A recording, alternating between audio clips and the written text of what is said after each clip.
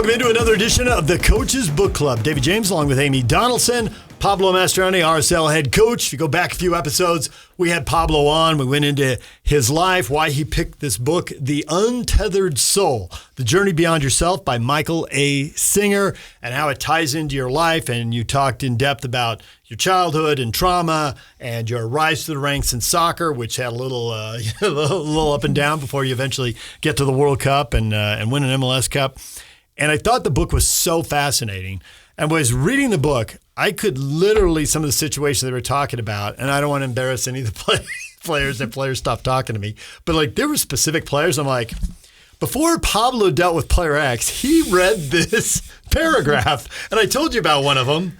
I mean, it really is spot on advice of how you deal with players. Yeah.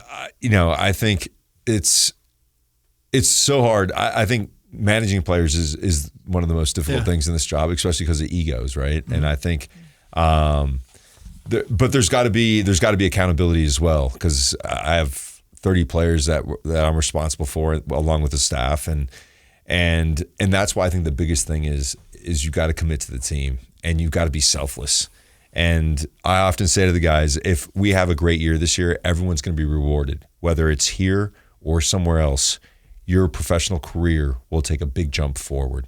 And so oftentimes, again, that's a long-term view for a lot of players these days. It's not the week to week, I want to play this position or else I don't want to play. But thankfully in 2026, we don't have any of those guys. Everyone is all in on the team, and that's what's making this group a real special group. So I think professional sports is interesting because it's your job. And so if you don't do a good job individually, you're not getting another contract. You're getting fired, right? Your butt's on the line. But at the locker room door, you also have to do what you're saying and say, oh, the team is more important than me. But that seems like almost counterintuitive. It is. So like, how do you? I think, let's just put it this way. I mean, it's a lot easier to say when things are going well. Mm-hmm. Right? Yeah. I think winning solves a lot of those issues about being a team. I think the performances that we've had early in this year, where we had a lot of young players that do really well, now the experienced players are saying, well, I got to go in and perform, because if these young guys are doing it, I might be on the hot seat at the end of the season, right? So like, I think winning and performing really well is really important to creating a good culture. And then once the culture starts growing and you have continued success over time, then it's really easy because the foundation has been set. Yeah. Does that make sense? Yeah. I mean, I think when you recommended this, you really didn't recommend it. You just told me you read it. I decided it was a recommendation like a year and a half later.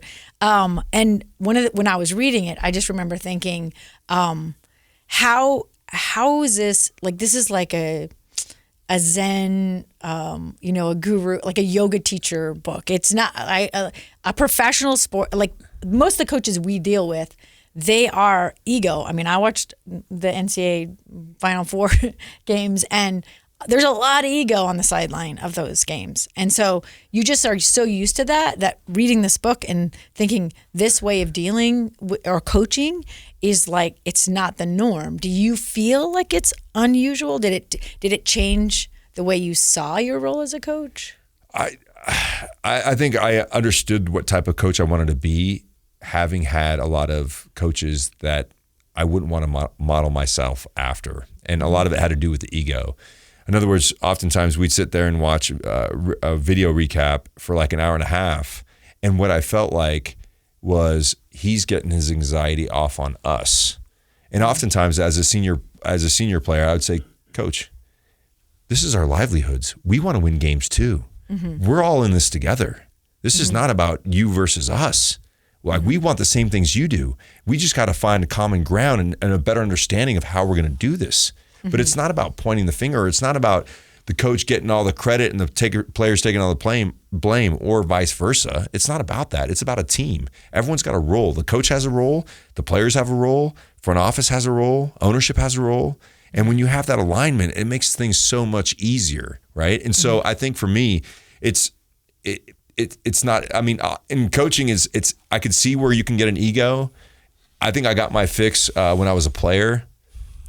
You're fixing that you let it get the best of you? Yeah, at times. Okay. I think John Wooden was someone I really read coming into this profession, and just the fundamentals and what it takes to be a great team and the pyramid of success and all these different things. It was about team. It was about, and I was like, yeah, it's always about team. And so I think I never want, even doing these things, it's tough for me, right? Because I would rather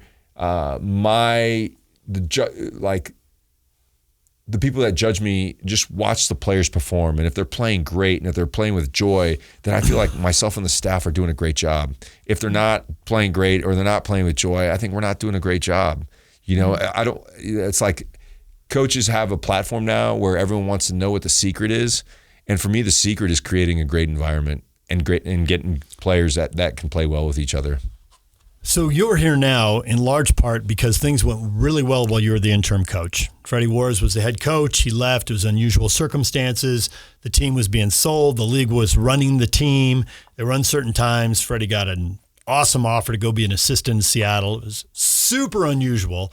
And you step in, and the team could have made the playoffs. It could have missed the playoffs. It turned out you scored a goal with 10 or 15 seconds left in the last game to put you in the playoffs, and you made your way to the Western Conference Final. And I think of that goal often, and I thought of it when I read a couple paragraphs. I want to read them to you right now. It says, what you'll see if you watch carefully is that you have a phenomenal amount of energy inside of you. It doesn't come from food and it doesn't come from sleep. The energy is always available to you. At any moment, you can draw upon it. It just wells up and fills you from inside. When you're filled with this energy, you feel like you could take on the world. When it's flowing strongly, you can actually feel it coursing through you in waves. It gushes up spontaneously from deep inside and restores, replenishes, and recharges you. The next paragraph goes on about how it gets blocked and why that only happens rarely. And I think with a lot of athletes, it's blocked. There's a lot of negative, a lot of we can't do it. How do you take a paragraph, and you're nodding as I read that, I know you believe it, and how do you get a group of guys, a lot of whom are going to be out of contract and be free agents, you get them to buy in? And I remember calling that game saying, there's 1 minute left. They have to score a goal of the season. So there's 30 seconds left, and the ball goes out the far, overhit, right? And Herrera tracks it down, and the keeper punches away. And there's still 3 more guys who are going to touch the ball in those last 10 seconds before they score the goal. And Damir Kreilach, the next time he saw me, said, I want to hear the call. The hair stood up on my arm. It's because it's so hard to channel that moment. And that moment they channeled it, and even Damir couldn't channel it all the time. And you told us earlier, you try to stay, calm on the sideline, and you were. But I also remember you had this conversation in a radio interview with Patrick Kinahan, PK, my partner, and you picked up a ball and you told him you could have punted it out of the stadium. And I thought, that's the energy they're talking about on page 43. How do you summon that? Because it seems so elusive. It's like people talk about being in the zone. You know it when you're there, but you don't know how to get in and you don't know why you get out. Yeah. No, I think that's a great question. And I don't have the answer to that, DJ, but I will tell you, I said this early on, they said, what is it about this group? And I said, it's a feeling. Words will take away from what I'm experiencing, because when I'm talking or a coach is talking and you get all in, right? Eyes are big, body language is focused, and everyone's like sitting on every word. It's a feeling, and when you go out to training and everyone's just buzzing about and everything's sharp, it's just a feeling, and it's the synergy of all these souls that are working together, and they really believe these things that we're talking about when you talk about team. And so when you get to those moments in a season, as a result of, do you talk to guys throughout the season trying to eliminate those negatives and accentuate those positives, hoping somehow you'll break the dam on emotion on 30 different guys and it'll well up one week? Yeah, and I also, yes, but I also think it's this. I've been really deliberate this year in talking to the guys that aren't playing a lot. And letting them know that they are seen, that they are valued, and they have a really important role for this team. And so that's a big, not that I haven't done that in the past, but I've been very deliberate in that. And I think those guys are the most important. Those are the guys that really push the first team as scout players. They're not dressing at the weekend, but they know. And I make sure I say that every recap. First of all, I want to thank the guys that didn't travel or didn't play in this game, because you guys set this group up for success when it came to the weekend. And that was your role you played for this week. Next week, who knows, right? But that role is really important. And so I think that's how you create synergy amongst a group, is that understand that even if they're not playing, they're playing a really important role. Do you think it's love? Man, I know love is an emotion. Yeah. But I mean, when you say it's a feeling, Yeah. So is it a care? It can be love of the game, Mm-hmm. love of this effort, the goal, like your heart's desire, right? To do. Yeah, my heart feels full for sure. And just going back a little bit, I think the other part that makes my heart feel full is that the reason my why for coaching is to help the next generation achieve similar experiences or better experiences than I was able to experience playing soccer. That's my why. So that's why I don't coach with anxiety. I don't worry about the results. That if we do a good job during the week and the processes are right and we have good players, we have good coaches, we have an organization that supports, we're going to win games, right? So that is my why. And so when I see Gozo, Aiden Herzakani, Luka Moisa, and these young players breaking out, and I see older players taking them in under their wings, that makes me feel full. It makes my heart full. It makes me feel love. It makes me feel purposeful.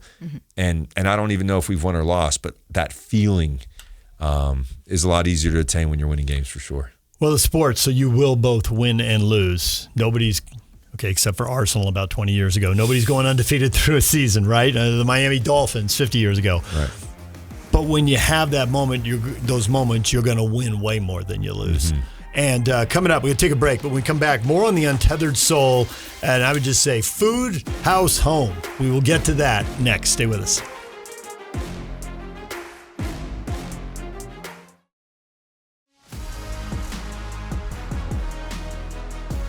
Welcome back to the Coach's Book Club. The book is The Untethered Soul, The Journey Beyond Yourself by Michael A. Singer. Pablo Mastroeni is our guest here. David James along with Amy Donaldson. And Pablo, you're just talking about the feeling of the group and the camaraderie and the love. And in this book, there's a lot about sharing about how you can interact with other people when you get a lot of the clutter out of the way. And the thing that I'm hearing more and more in sports, I just read a thing about how the Cleveland Cavaliers are giving guys per diem money on their NBA road trips, but they're also providing like a couple meals in the hotel so everyone can just come and be together conveniently. You don't need an Uber. You don't need directions. Just walk down to a ballroom. Greg Popovich, when he was coaching San Antonio, started planning team dinners. The Golden State Warriors in their heydays used to do dinners at a really high-end restaurant in Salt Lake City for 70 people. Well, it turns out they were doing that everywhere. I only just heard about it there first.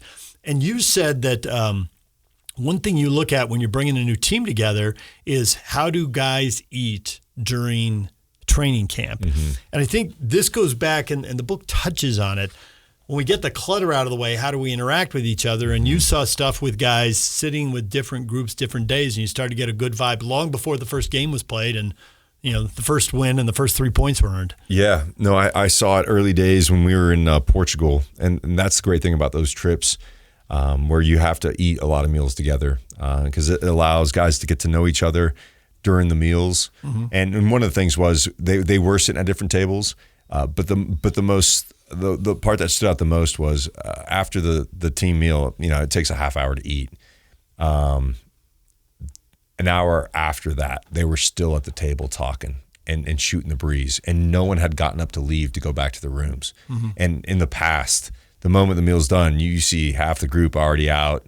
And so it just felt like there was something special brewing with this group. There's so many commonalities amongst, even though they're different ages, different levels of experience, they're able to share time. And I think that is so important as a coach, because if you want accountability on the field, it can't just be player to player. It's got to be the human understands the other human. And therefore, when a player says something to the other player, it's always taken into consideration who that human is. Right. And I don't think you get there unless you have a lot of time together as a group. And so these guys do a great job of spending time together. One of the analogies it stumped me at first. I'm not going to lie. It was the house, like building, you find this place that you really love. And so you want to preserve it, and how we often love something so much, we almost strangle it. Right. We build walls to protect it, and we end up limiting the possibilities.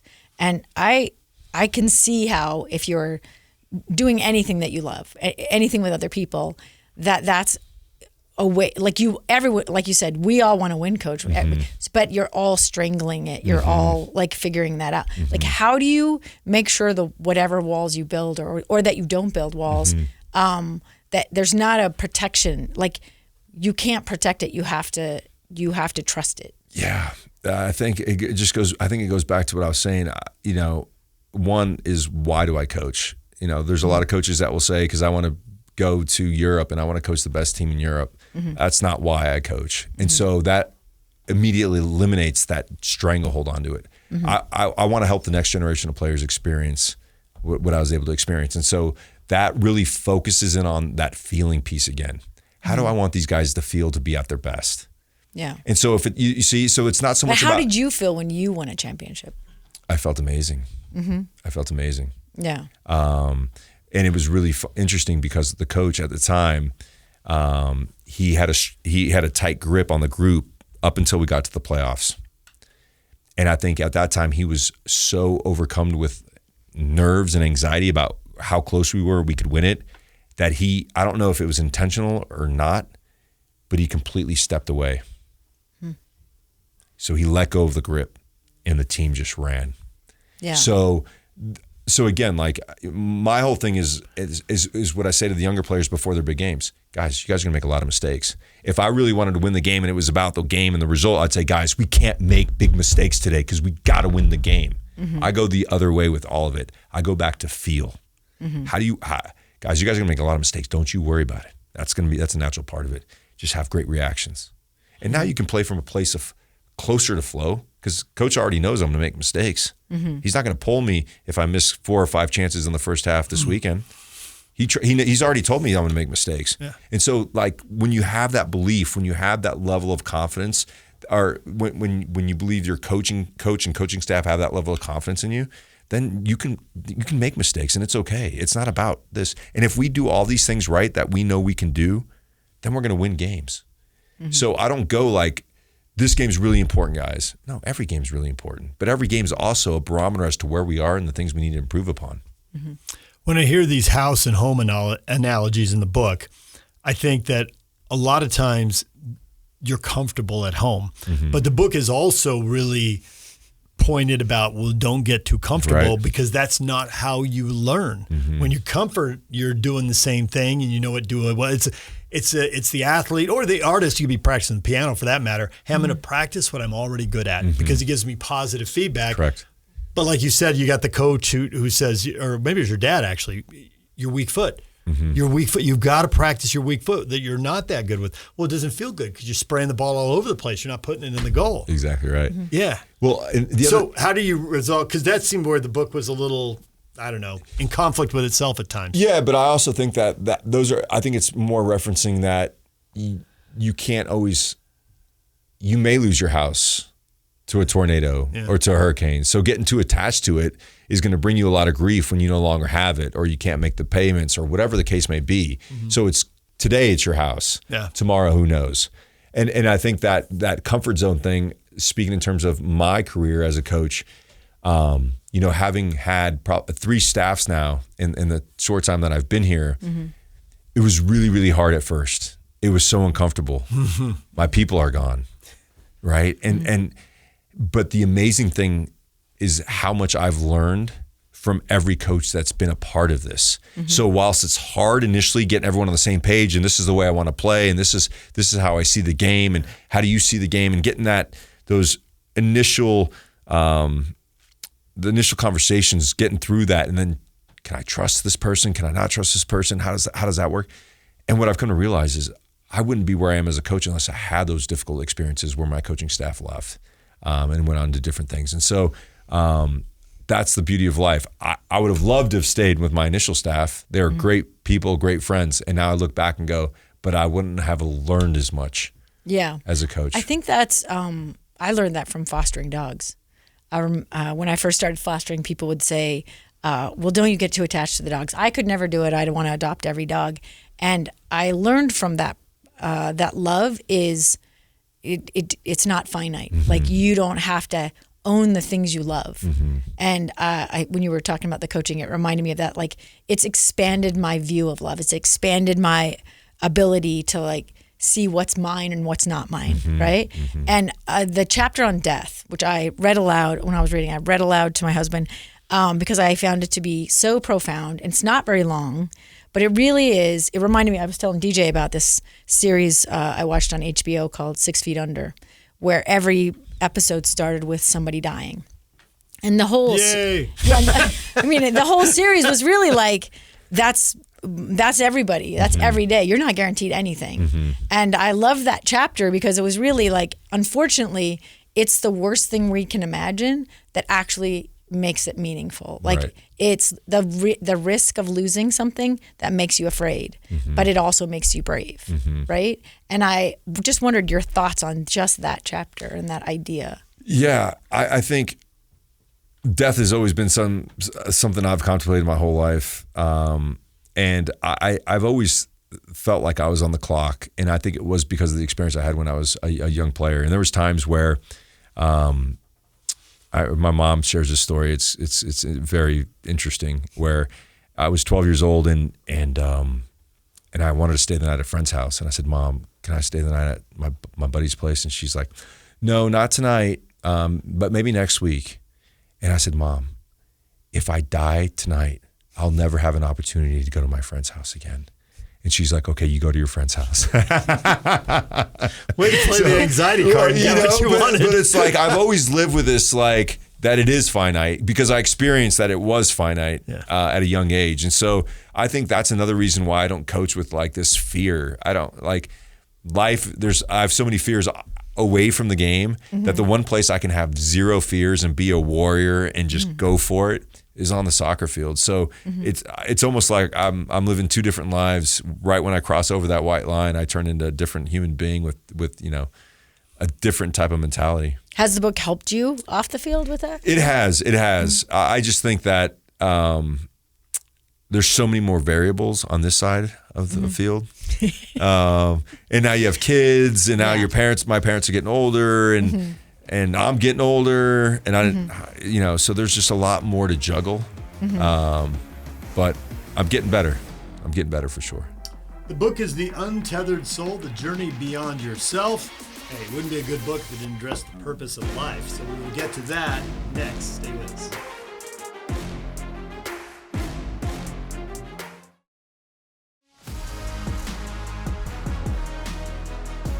Welcome back to the Coach's Book Club. David James along with Amy Donaldson. Our guest is Pablo Mastroeni. His book is The Untethered Soul, The Journey Beyond Yourself by Michael A. Singer. There's a quote in the book.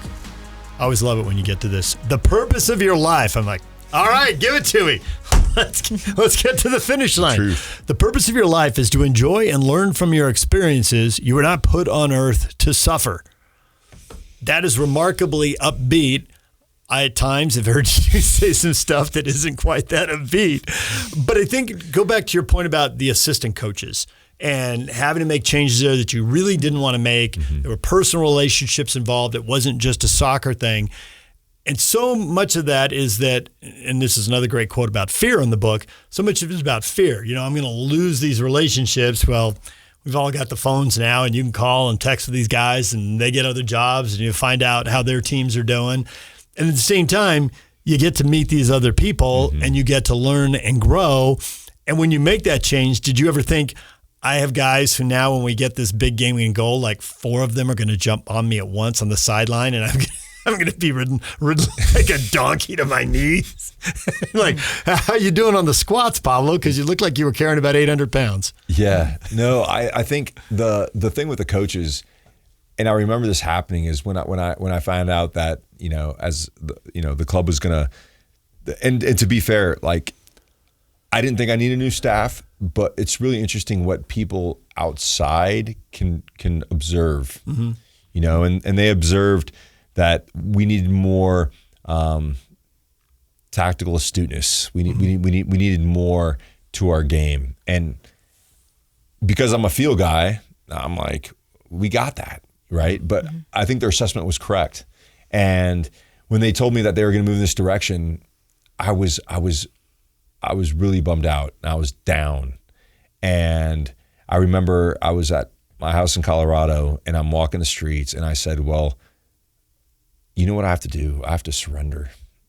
Mm-hmm. And if I surrender and trust that the universe has put me in the best position to be successful, then let's go with it. But I have to be all in, right? So then made sure that the coaches had something, I was working with them to make sure that they any reference they needed from me and just working that way.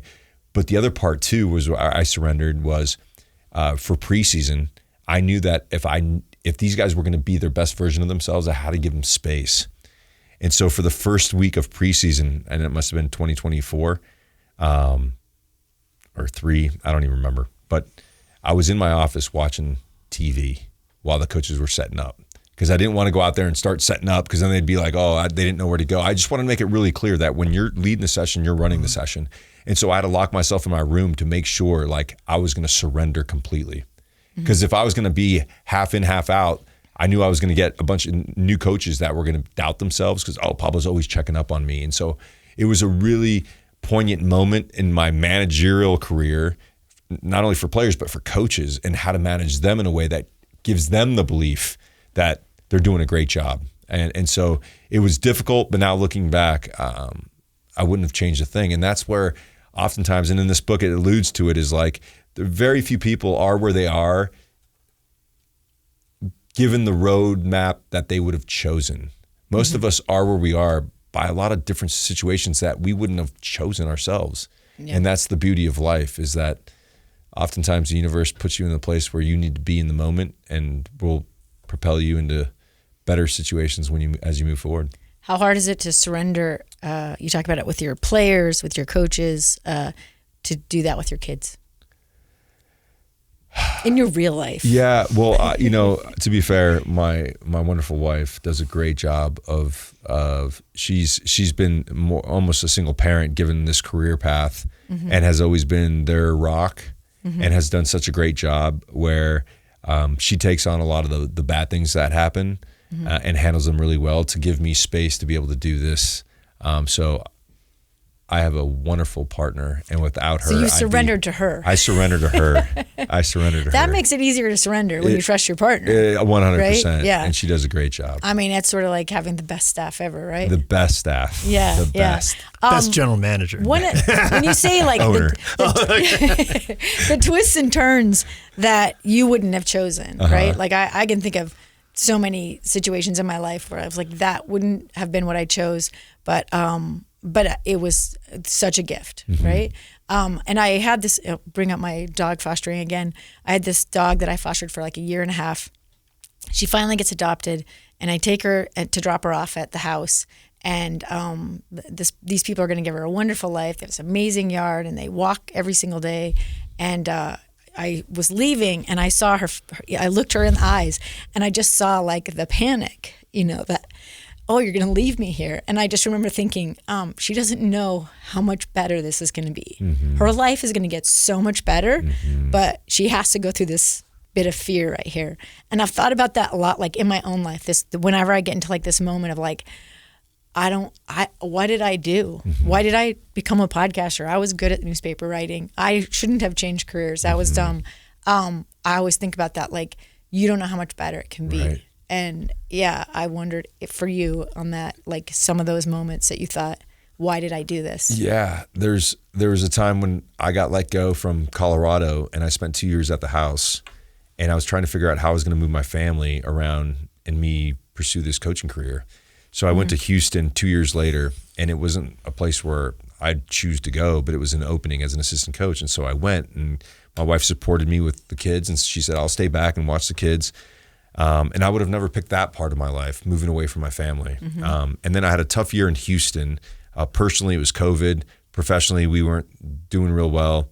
And then out of nowhere, I get a call from Freddie Juarez, who was here at Salt Lake. And then I think about now, and then 8 months later, I'm the head coach because he decides to leave to Seattle. And I go, if I wouldn't have chosen to go to Houston, then I wouldn't have come to Salt Lake, and I wouldn't be in the position I am here, whatever, 6 years later. So all these things that are uncomfortable will eventually leads you in the right direction. And I think the biggest thing for us as humans, and he talks about this in the book quite a bit about, is you can't think your way through life. You have to move. You have to make decisions. And then the next decision, and then the next best decision. But it's impossible to get from here to where you want to go by sitting in a chair and thinking your way through it, because there's so many variables that are going to occur that you have no idea about that are going to affect your decision making. So there's a quote in the book: acceptance means events can make it through you without resistance. Now that's kind of zen, and you got to really read the book to fully appreciate it. But I'm wondering what you had to accept that at the time was a pretty bitter pill, but and maybe it is that Houston scenario, but maybe there's another one where you had to accept it, but it made things better. I'll go to 2001. I'd played one national team game for the U.S., and I was selected to go to the last game of 2001 in lieu of the gold camp in 2002. We went to Korea. I played right back, and the left winger ate me alive. I got yanked out at about 60th minute. And Bruce Arena sent me a note and said, "Hey, Pablo, thank you for your effort. It just wasn't good enough on the day." He said, "Don't worry, 2006 World Cup's around the corner, so just keep working hard." And so I took that note, and I was like, obviously distraught, because I wanted to make the World Cup team, even though I didn't play any of the qualifying games, but I'd been recently, traveling with them. And so I took that note, and I got home, and the first thing I did, I started working out. I went to the gym. I started running. 10 days later, he calls me and he says, "Listen, Greg Berhalter went down in camp. We need an extra player for the Gold Cup." He says, "Have you been exercising? Are you fit?" And I said, "I'm fitter than I've ever been." And I went to that Gold Cup and didn't play in the first game, but then played in the subsequent 5 games. We won the Gold Cup, and now the rest is history. I got selected to the World Cup team. So like that moment that was smashed in my face that I didn't like spurred me to not drop my head and drop tools, but like tie up the laces and get to work. And then 10 days later, this call came out of nowhere. And I was playing, he asked me if I wanted to play center back. I was playing right back when I got yanked in Korea. And now I was playing center back, and not a position I was real familiar with, but I was never going to say I can't play it. So those are the moments in life that you just have to be ready for. And that's, for me in soccer, when we talk about with the guys, it's the next one. Okay, that didn't work out. It's the next one. You're always preparing for the next one. But in the book, when it talks about not suffering, it's really hard not to suffer. It's a lot easy to say. I think somebody said pain is inevitable, but suffering is optional. Mm-hmm. And I'm like, that's a person who hasn't been through anything. No, you're right. Yeah. Swat that away. Yeah, because I don't know, like disappointment can be temporary on certain things, but some things, they change you. Mm-hmm. It's not a detour that like, oh, and now I'm just a better version of myself. Like, you're different. Right. Yeah. And don't you think too, like pain for me is going through a very tough event and almost coming to terms with it and accepting that event, right? Yeah. I think when you suffer is you keep ruminating upon the event without acceptance. I always say I relitigate the decisions I already made. Right. That's the suffering. That's the suffering part. Yeah. And I think that's the toughest thing to do, is come to terms and say, I accept this. I surrender to this moment, or I surrender to this event. It's difficult, but I'm going to let it pass through me. And that's the tough part to do, especially because when you're in that heightened emotional state, it's like, it's impossible to sit down and meditate. Mm-hmm. How can I get through this? There are therapists who tell you it's like the little buffering circle on your computer. Mm-hmm. You get the trauma, whatever it is, and then it spins. And you're just buffering and you're spinning. The computer can't do anything, mm-hmm. and you can't do anything until somehow you process that, which can be a lifelong deal. So, yeah. All right, finally, we come back. One last topic from the book. Fear. Man, fear takes a beating in this book. Fear is the enemy. We will get to that next. Stay with us.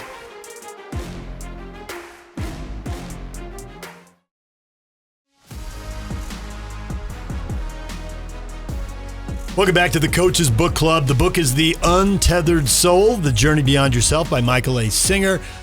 And this book spends a lot of time addressing fear and how it gets between us and doing what we want to do, feeling what we want to feel, being who we want to be. And the quote that really sums it up, fear takes a beating.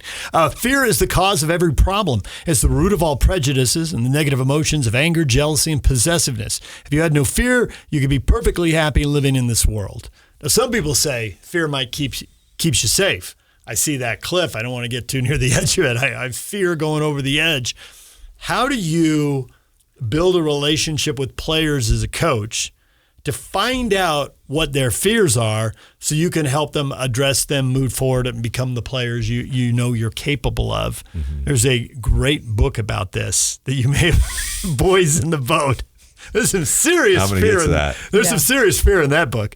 But how do you do that? How do you build relationships with players and staff to help them be the best they can be and help the group? Yeah, I think the most important part is spending time with the guys, and I think having conversations about how their lives are away from the game. I think you have to build trust, like in any relationship.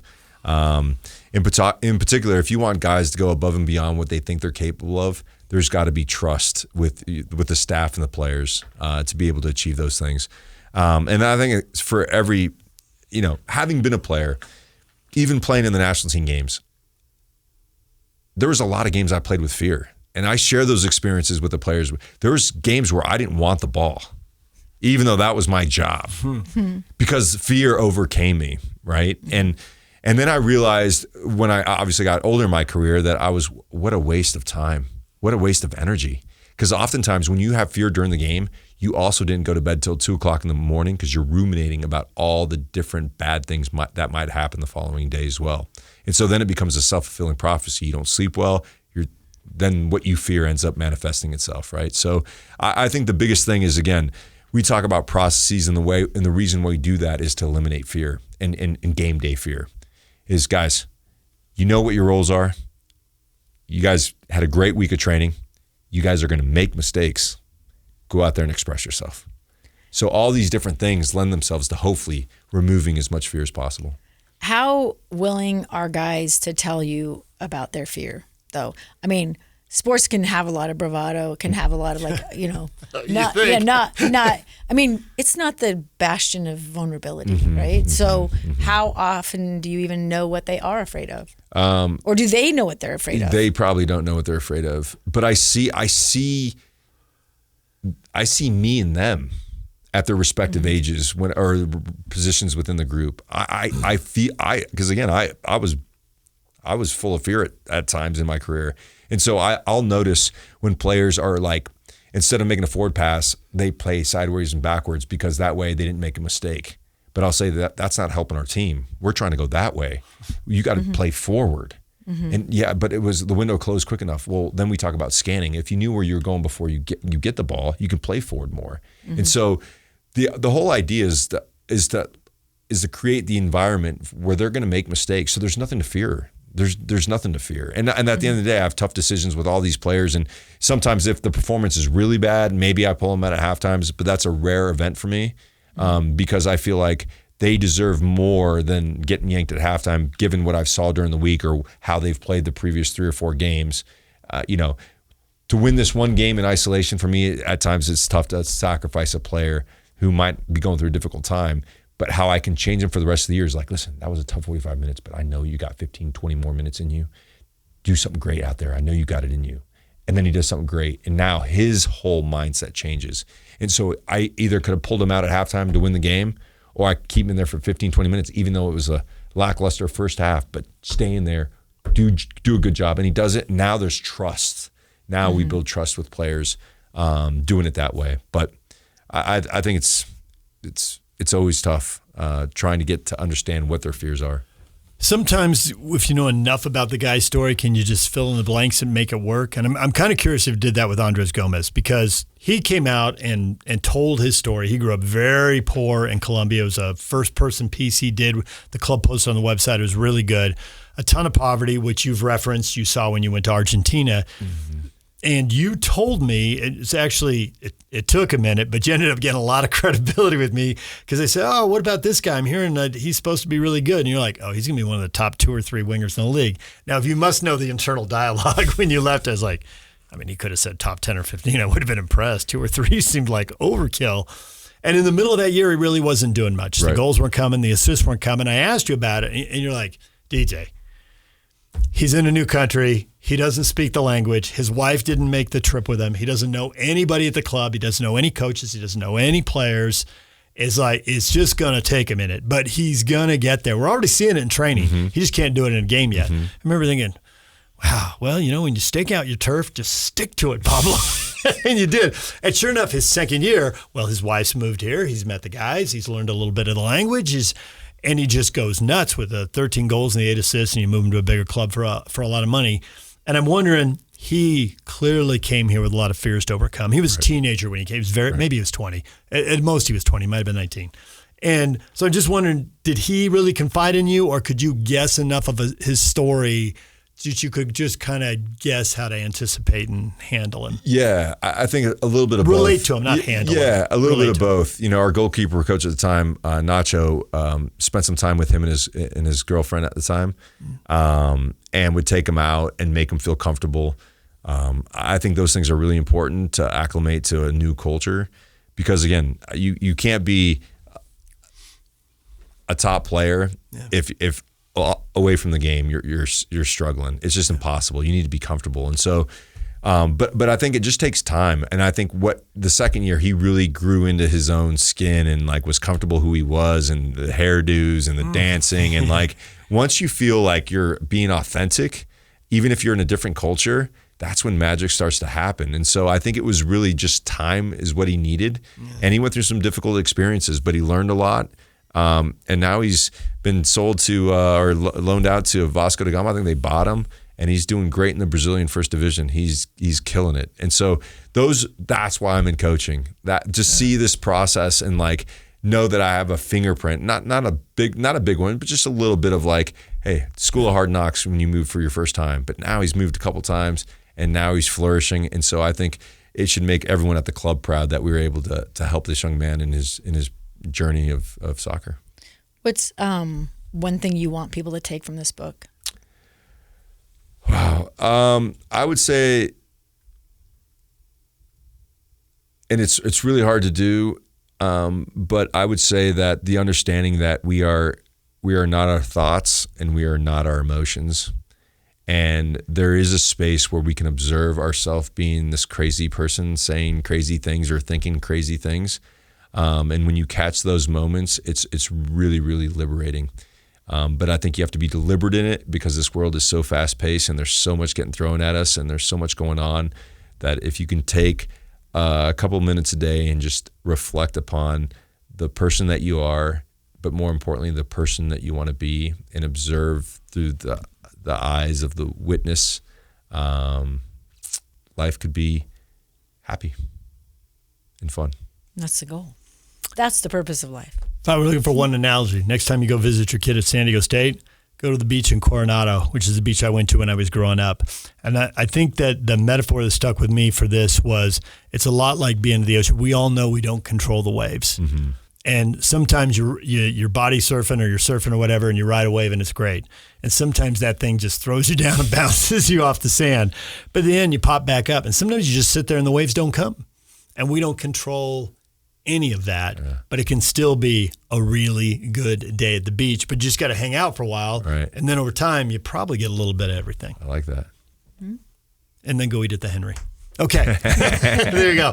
Pablo, thanks for joining us. We appreciate it. Thanks for the recommendation and all the coaches we're having on, the books we're reading. It's all because you got Amy all fired up. So thanks for giving a little more of yourself in an interview and throwing that out there. That was a lot of fun. Yeah, we do appreciate. I mean, I have always appreciated that about you.